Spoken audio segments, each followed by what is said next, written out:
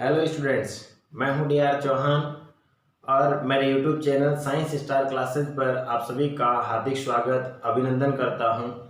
प्यारे बच्चों, इस यूट्यूब चैनल के माध्यम से मैं आपको क्लास 11th और 12th बायोलॉजी का कंप्लीट कोर्स करवाने वाला हूं।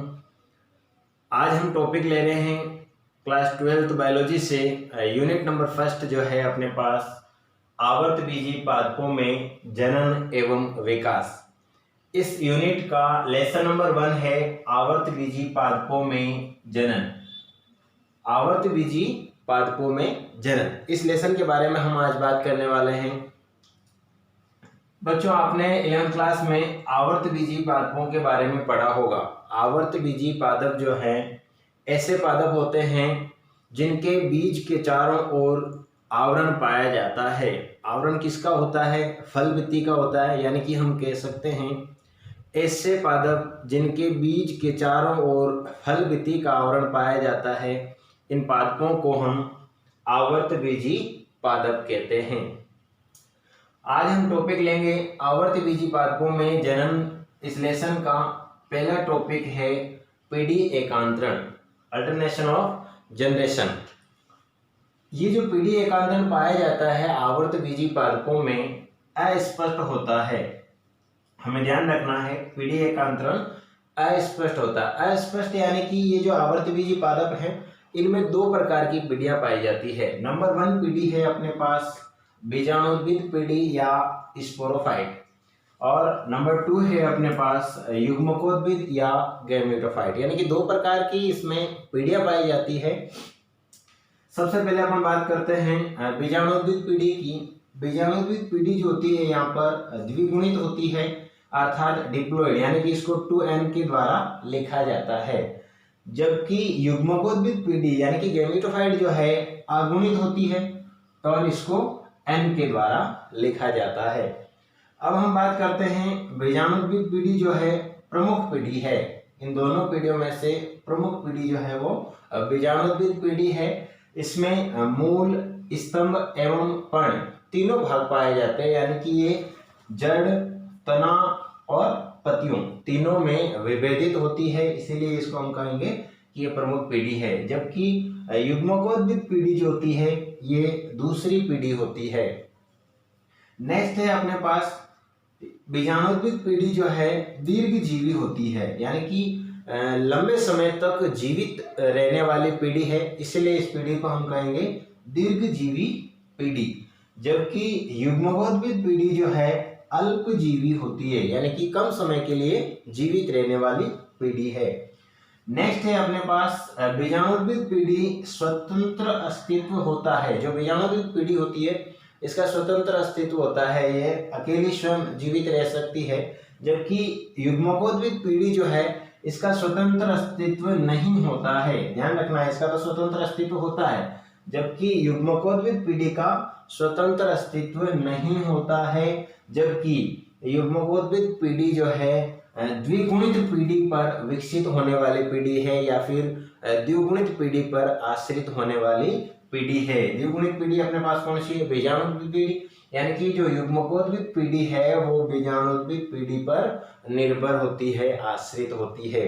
बच्चों, एक बार आप इसका स्क्रीनशॉट ले लीजिए।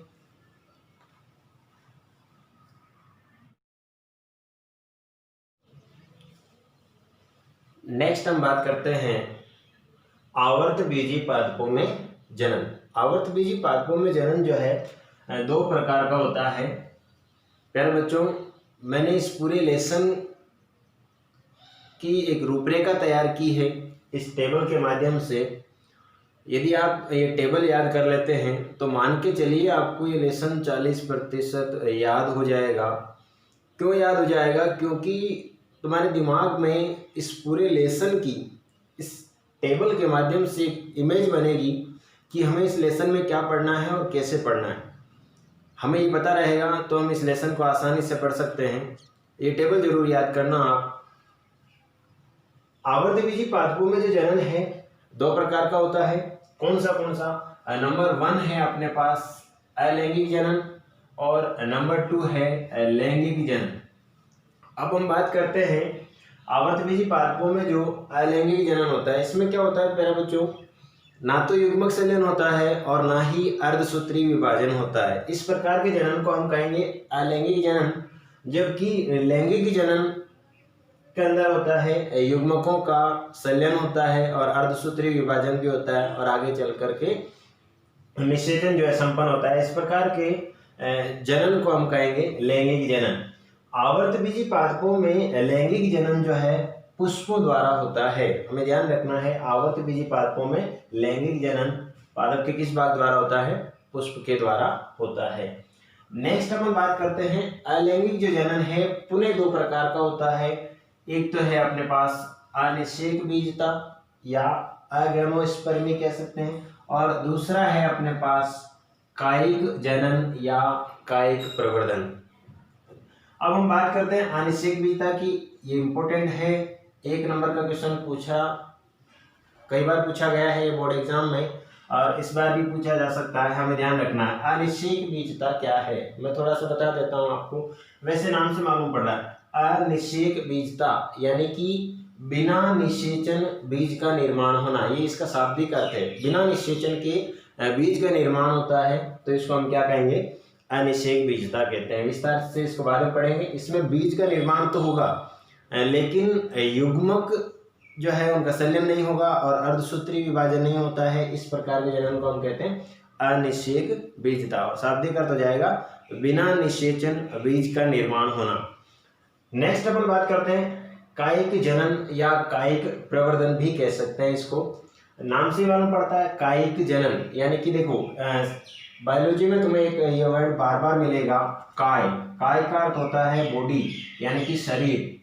पादप में बीज के अलावा पादप के किसी भी अन्य भाग से, जैसे तना है, जड़ है या फिर पत्तियों के द्वारा यदि जनन करवाया जाता है तो वो कहलाएगा हमारे यहाँ पर कायिक जनन। और इन भाग को, जैसे जड़, तना या पर्ण, ये जो हम भाग लेते हैं इस लिए गए भाग को हम कहेंगे प्रवर्ध।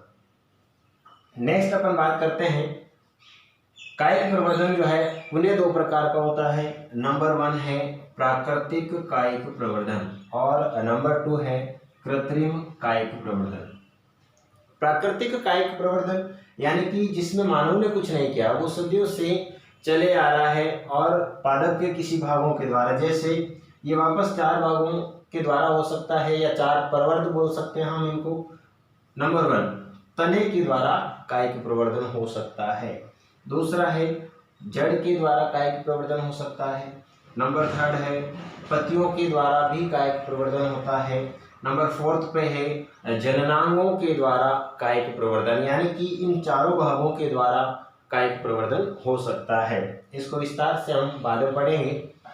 नेक्स्ट अपन बात करते हैं कृत्रिम कायिक प्रवर्धन, यानी कि मानव के द्वारा जड़, तना या पत्तियों का उपयोग करके यदि कायिक प्रवर्धन करवाया जाता है तो इस प्रकार के कायिक प्रवर्धन को हम कहेंगे कृत्रिम कायिक प्रवर्धन।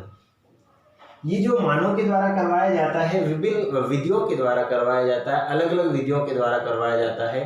नंबर 1 पहली विधि है यहाँ पर कृतन, दूसरी विधि है दाब लगाना और नंबर 3 पे है रोपण, कटिंग, लेयरिंग और ग्राफ्टिंग। तो नंबर 1 जो विधि है कृतन यानी कि कटिंग। अब कटिंग हम किस भाग की करेंगे? 2 भाग की कर सकते हैं। इसमें 2 विधियां काम में ली जाती है। पहली है स्तंभ कर्तन और दूसरी है मूल कर्तन, यानी कि जो पादप है उसका स्तंभ यानी कि तना काट लिया जाता है और उसका अन्य जगह पर रोपण कर दिया जाता है और एक नए पादप का विकास हो जाता है, तो ये कहलाएगा स्तंभ कर्तन। मूल कर्तन यानी कि जो पादप है उसकी जड़ को काट लिया जाता है, अन्य जगह पर उसका रोपण किया जाता है और वो एक नए पादप का विकास कर देता है, तो इसको हम कहेंगे मूल कर्तन।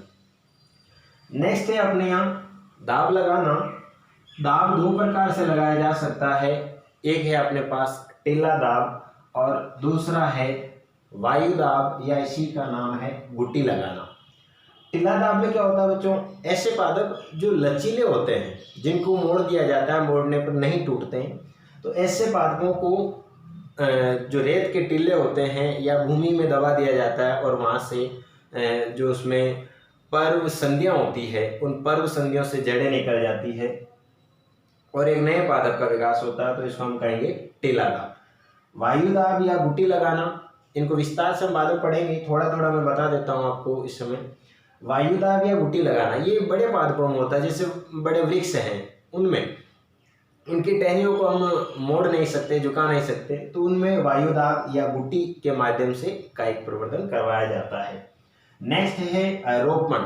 रोपण में क्या होता है बच्चों, एक पादप जो है उसका कोई भाग काट लेते हैं, उस कटे हुए भाग को दूसरे पादप पर ले जाकर के स्थापित कर दिया जाता है, इसको कहते हैं रोपण। इस रोपण में दो वर्ड काम आएंगे, एक तो होता है इसमें स्कंद और दूसरा होता है इसमें कलम। स्कंद वो भाग है जिस पर हम रोपण करेंगे, जैसे ये पादप है इस पर किसी दूसरे पादप का रोपण करना, तो ये नीचे वाला भाग कहलाएगा यहाँ पर स्कंद। और कलम वो भाग होगा जिसका हम रोपण करेंगे, ये दूसरे भाग से दूसरे पादप का भाग काट करके हम लेके आए हैं और उसका इस पर हम यदि रोपण करते हैं, इसको स्थापित करते हैं इस तरह से, और फिर इसको चारों तरफ से गीले कपड़े या किसी रुई के माध्यम से बांध देते हैं, तो ये क्या कहलाएगा, ये रोपण कहलाता है। इसमें दो वर्ड काम आएंगे, हम बाद में देखेंगे इसको विस्तार से। आपको यहाँ तक समझ में आया होगा। नेक्स्ट ये जो है 4 प्रकार के रोपण हो सकते हैं, जीवारोपण, खच्चर रोपण, किरीट या मुकुट रोपण और कलिका रोपण। ये 4 प्रकार से रोपण करवाया जा सकता है। इस टेबल को आप याद कर लेना। नेक्स्ट अगले वीडियो में हम बात करेंगे एक एक के बारे में, सभी को विस्तार से पढ़ेंगे। थैंक यू प्यारे बच्चों। नेक्स्ट आपको यदि ये जो लिखा हुआ है इसकी पीडीएफ चाहिए तो आप मेरे टेलीग्राम चैनल से जुड़ सकते हैं। सर्च करिएगा साइंस स्टार क्लासेज ब्यावर, वहाँ पर साइंस स्टार क्लासेज के आपको बहुत सारे चैनल मिल सकते हैं। जो मेरा चैनल है उस पर मेरा खुद का डीपी मिलेगा, उसको आप ज्वाइन कर लेना। वहाँ पर आपको ये जो लिखा हुआ है नोट्स की पीडीएफ मिल जाएगी। Thank you all of you.